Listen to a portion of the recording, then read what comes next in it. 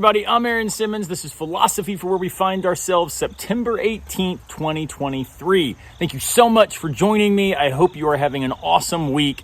Make sure that you pick up a copy of Camping with Kierkegaard. My new popular audience book is available now on Amazon and bookshop.org. Links in the description below.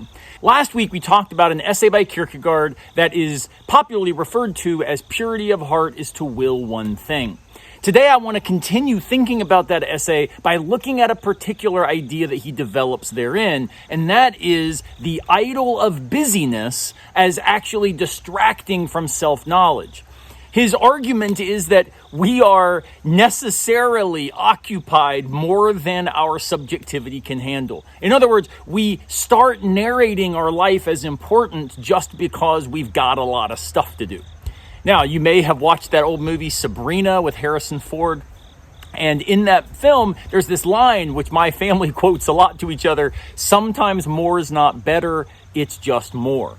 Well, for Kierkegaard's perspective, it may not even be more. Sometimes more is actually and actively less because it distracts us from who we are and what we're trying to become as people of dignity in a shared world.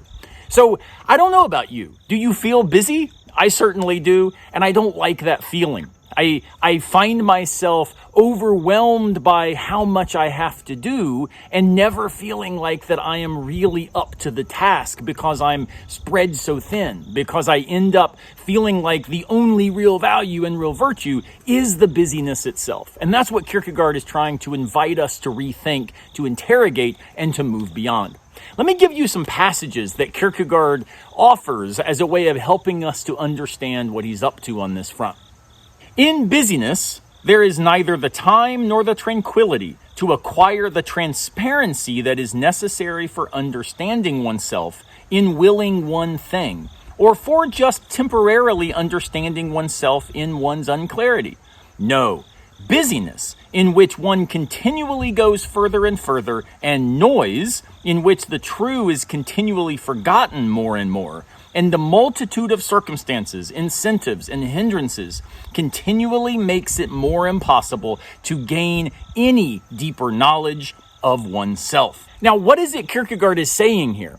He refers to a couple technical ideas that are developed elsewhere in his authorship. One is the idea of transparency. So Kierkegaard understands transparency as a kind of being seen through. And his claim elsewhere is that God sees through us. There's nowhere within ourselves that we can hide from God. And here he's deploying that idea relative to self-knowledge. When we are so busy, we tend to be so tired, so overwhelmed, so distracted that we're unable to see through ourselves and actually assess who it is that we are. We lose ourselves in not only this opacity, but also, he says, in noise. When things are noisy, it becomes hard to differentiate between different sounds. My wife is not a fan of the kind of hip hop and metal that I listen to. And I try to tell her, but in some of this noise, I can actually hear a particular kind of beauty develop. For her, it's just noise. So the point is not that there are not different tastes and different aptitudes relative to the kind of sounds we want to hear. The point is, are we just abandoning our selfhood in a cacophony, in the din of towns and cities, as Wordsworth says? Or we might even say in the voice of the they, of the crowd, of the public, of the anonymous others who prevent us from being able to find ways to develop the skill of listening well. When we listen well, we are able then to speak on purpose. And that finding one's voice is part of what busyness prevents us from being able to achieve. Consider the next passage from Kierkegaard. In the midst of busyness, there is neither time nor tranquility for the quiet transparency that teaches equality, that teaches one to be willing to pull in the same yoke with others, the noble simplicity that is in inner harmony with every human being. There is neither the time nor the tranquility to acquire a conviction. Here, Kierkegaard is not only saying that busyness distracts us from our own selfhood, we lose ourself in the crowd, it's also the case that we lose the others. They don't signal to us as members of this shared humanity, this common condition of needing to find value in what matters. Instead, they become just more distractions. They become more pressures, more reasons to abandon ourselves to whatever, the flow is. We end up going with the flow and appealing to this idol that maybe it will somehow work out.